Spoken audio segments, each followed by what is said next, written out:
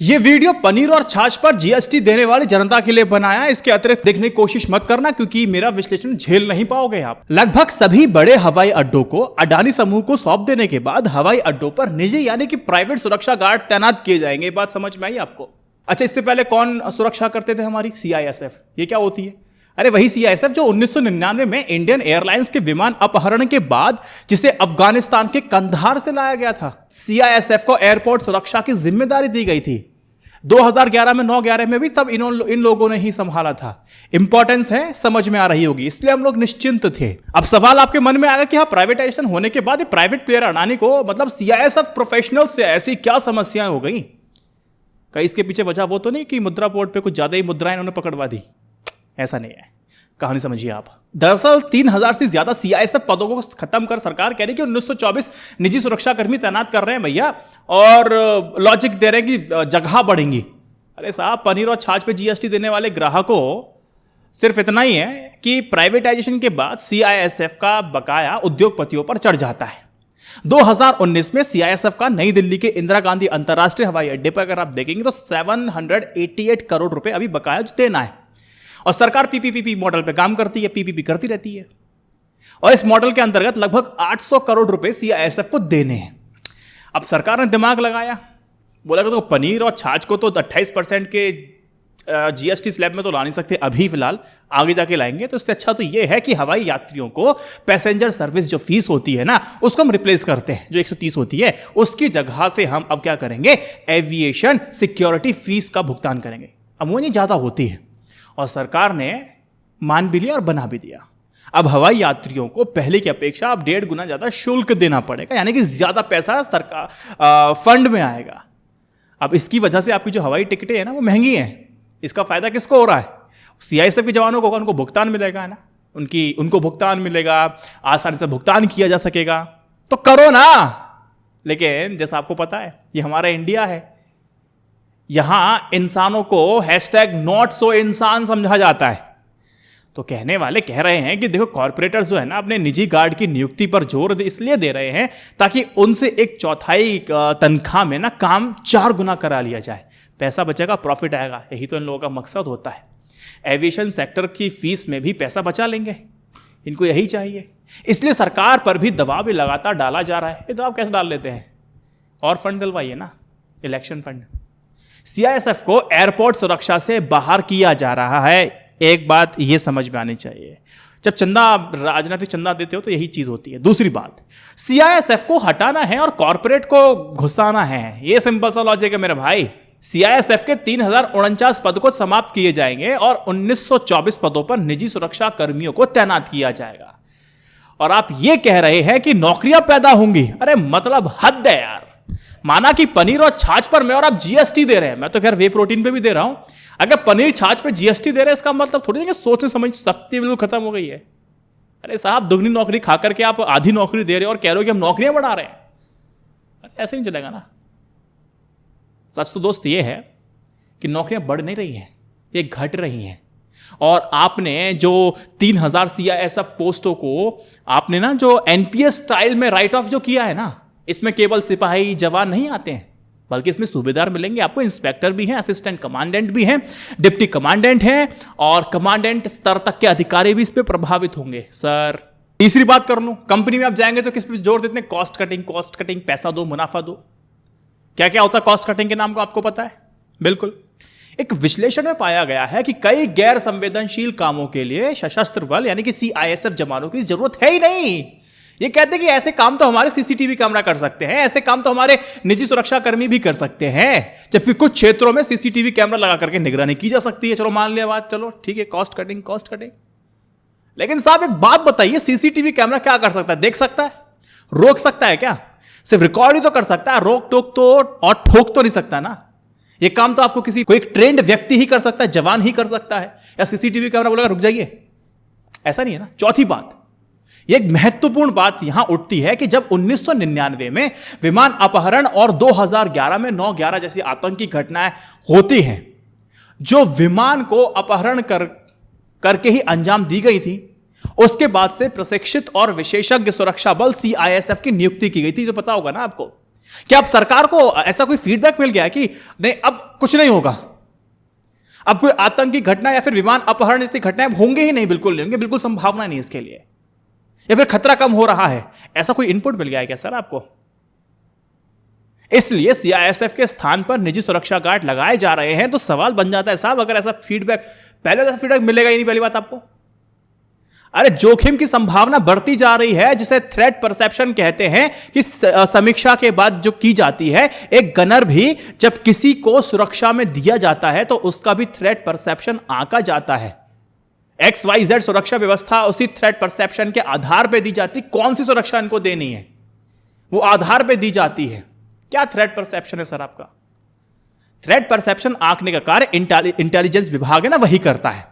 एक बात अलग है कि सरकार चाहे तो सुरक्षा श्रेणी किसी विशेष कारणवश उसको बढ़ा भी सकती है या फिर घटा दे, पर जब कोई अनहोनी घट जाती है तो उसके जांच में थ्रेट परसेप्शन की रिपोर्ट सबसे पहले ढूंढी जाती है। तो क्या सरकार एयरपोर्ट की सुरक्षा में जो स्टेबिलिटी, शिथिलता या बदलाव करने जा रही है वह इसलिए है कि अब आतंकी खतरा बिल्कुल कम हो गया है? ये थ्रेट परसेप्शन कौन सा इंटेलिजेंस विभाग आपको दे रहा है?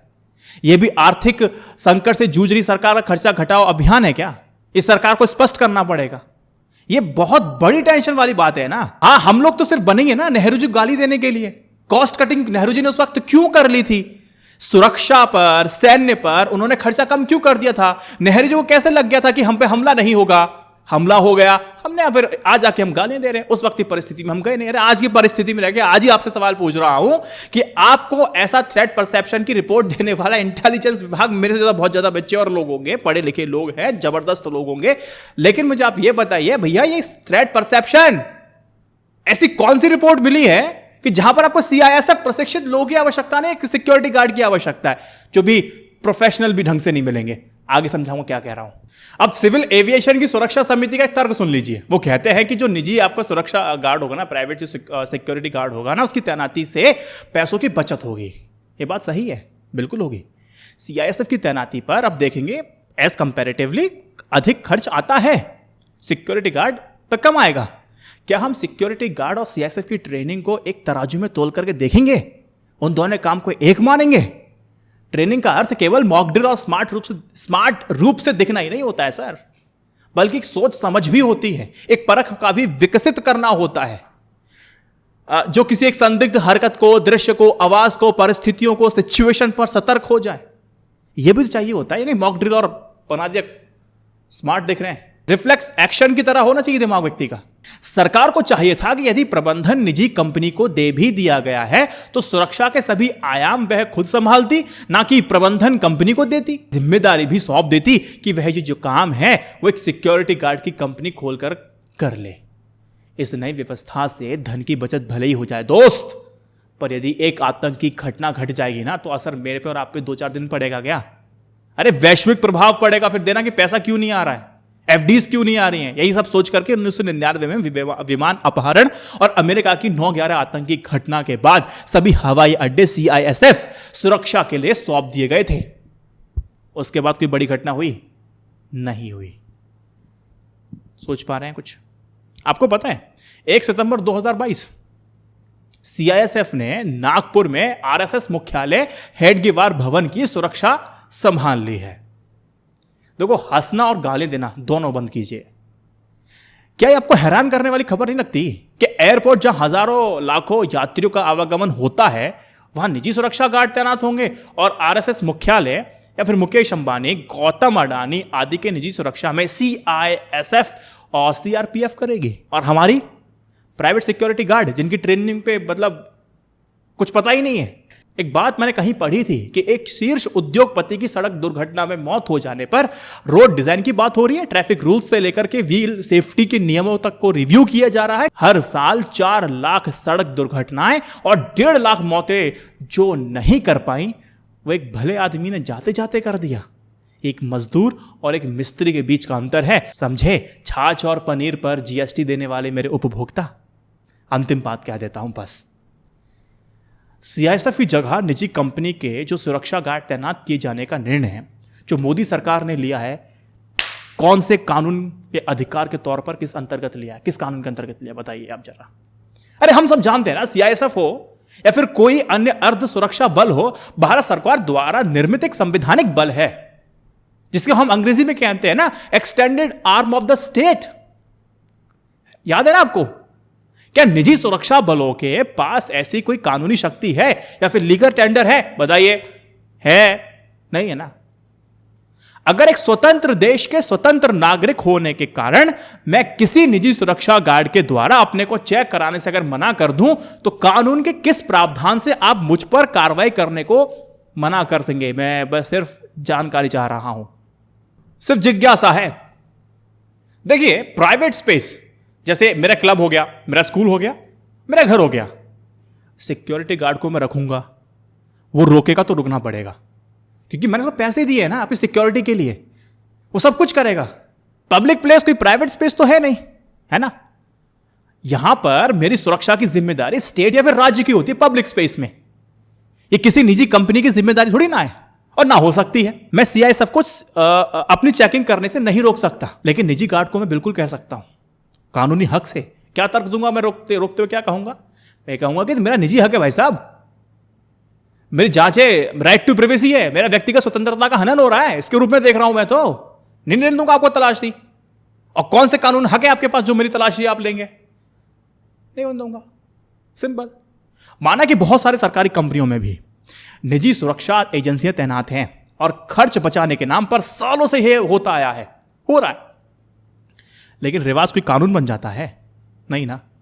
ध्यान रहे, अगर सरकार कानून बदलकर निजी सुरक्षा एजेंसी को भी अर्धसैनिक बलों को जैसे संवैधानिक मान्यता अगर दे देगी, तो फिर वो बिहार की रणवीर सेना को भी कानूनी मान्यता नहीं देगी, तो क्या कहकर नहीं देगी? देनी पड़ेगी, देनी पड़ेगी। सवाल यहां पर यही है। लास्ट में सिर्फ दोस्त यही कहूंगा, और डर किस बात का है? डर इस बात का है कि निजीकरण के एजेंडे के दौर में धीरे धीरे धीरे सुरक्षा बल भी आ जाएंगे। अग्निवीर योजना ने सेना की भर्ती नीति में दस्तक तो दे दी है, समझ में आ गया। और देर सवेर अन्य सुरक्षा बलों में भी यही योजना लाई जा सकती है, जो मुझे खतरनाक तस्वीर देखने को मजबूर कर रही है। अगर आपको कोई लॉजिक पसंद नहीं आया ना, डिसलाइक कीजिए। अगर कोई एक लॉजिक पसंद आया ना, भेज दीजिए अपने फैमिली ग्रुप में, सभ्य तरीके से बताया है। और ये वीडियो उन तक भी जरूर पहुंचाइएगा जो जीएसटी देते हैं पनीर और छाछ पे भी। जय Hind, Vande Mataram. Stay updated, stay educated, सत्यमेव जयते। नमस्कार, मिलता हूं अगली वीडियो में।